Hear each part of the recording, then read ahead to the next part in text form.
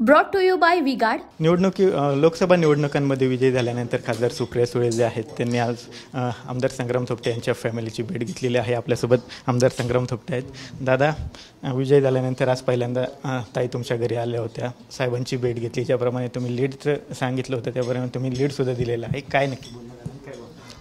नाही, ताई पहिल्यांदा निवडणुकीच्या अगोदर तर त्या ठिकाणी थोपटे साहेबांची भेट घेण्यासाठी आलेले होते आणि आज खरं त्या विजयी झाल्यानंतर परत एकदा थोपटे साहेबांना भेटण्यासाठी आलेत। त्यांचं स्वागत आम्ही या ठिकाणी केलं आहे। त्यांना निवडून आल्यानंतरच्या शुभेच्छा देखील आम्ही सर्व मंडळींनी दिल्यात। खरं तर त्यांचा विजय हा होणारच होता, त्यात काही कोणाला ज्योतिषाला विचारायची आवश्यकता नव्हती। राज्यामधले जो काही गेल्या 6-8 महिन्यामध्ये जो काही सत्ता संघर्ष आपण पाहिला, त्या सत्ता संघर्षामध्ये ज्या पद्धतीचं गलिच्छ राजकारण राज्यामध्ये झालं, त्या राजकारणाला कंटाळून जनमानसांनी घेतलेला हा योग्य निर्णय या ठिकाणी आहे। वाढती बेरोजगारी असेल, महागाई असेल किंवा अन्य शेतकऱ्यांच्या संदर्भातले प्रश्न असेल, शेतीमालाचे भाव असेल, केंद्रीय जे काही सरकार या ठिकाणी गेल्या 10 वर्षांमध्ये होतं, त्या सरकारने जे काही निर्णय घेतले त्याचा कुठलाही फायदा सर्वसामान्य नागरिकाला होताना दिसला नाही आणि एक सर्वसामान्यांच्या मनामध्ये या सरकारच्या विरुद्ध चीड होती आणि ती चीड या निवडणुकीच्या निमित्तानं मतदारांनी त्या ठिकाणी दाखवून दिलेली आहे। भाइयों बहनों, उनके राज में पावर रहे अनस्टेबल और हम रखे सब स्मूथ और स्टेबल। हमारा नेता कैसा हो जो स्टेबल पावर दे वैसा हो। अब की बार वी गार्ड एसी स्टेबलाइजर का चमत्कार। नक्कीच खरं तर निकाल लागल्यानंतर कुठेतरी महाविकास आघाडी किंवा इंडिया आघाडीसुद्धा सत्ता स्थापनेसाठी आग्रही आहे किंवा तसे प्रयत्न चालू आहेत का?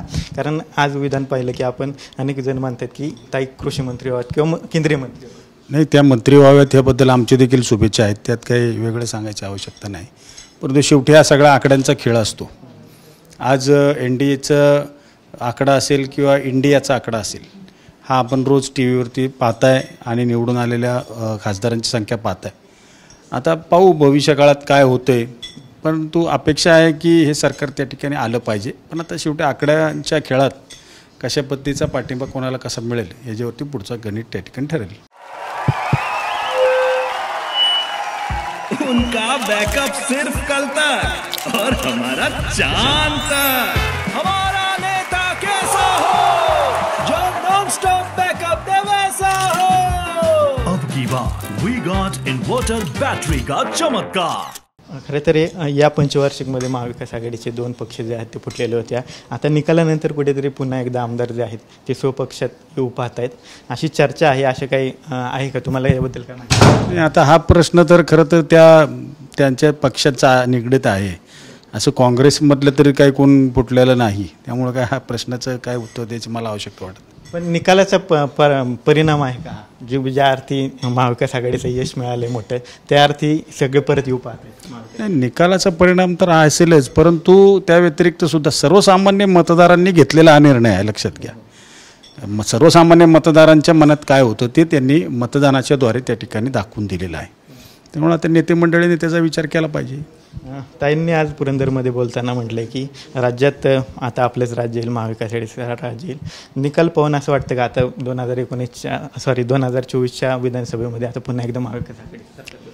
100% मला त्याबद्दल खात्री आहे, कारण की आत्ताची जी काही परिस्थिती आहे, राजकीय असेल किंवा एकंदरीत महाराष्ट्रातली तुम्ही परिस्थिती पाहिली तर सर्वसामान्य माणूस हा त्या ठिकाणी पूर्णपणे त्या ठिकाणी चिंताग्रस्त होता किंवा त्या माणसाच्या मनामध्ये या सरकारच्या विरुद्ध चीड होती, ती त्यांनी मतदानाच्या रूपानं त्या ठिकाणी दाखवलेली आहे। त्यामुळे भविष्यात येणाऱ्या विधानसभेच्या निवडणुकीत देखील अशाच पद्धतीचा मतदार राजा निर्णय घेईल अशी त्या ठिकाणी मला खात्री वाटते।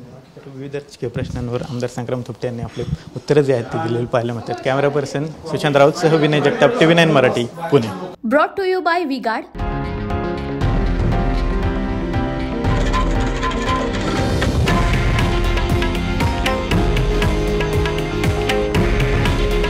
हे आहे देशातील नंबर 1 न्यूज नेटवर्क आणि आपण पाहत आहात TV9 मराठी। काळजी तुमची, हित महाराष्ट्राचं।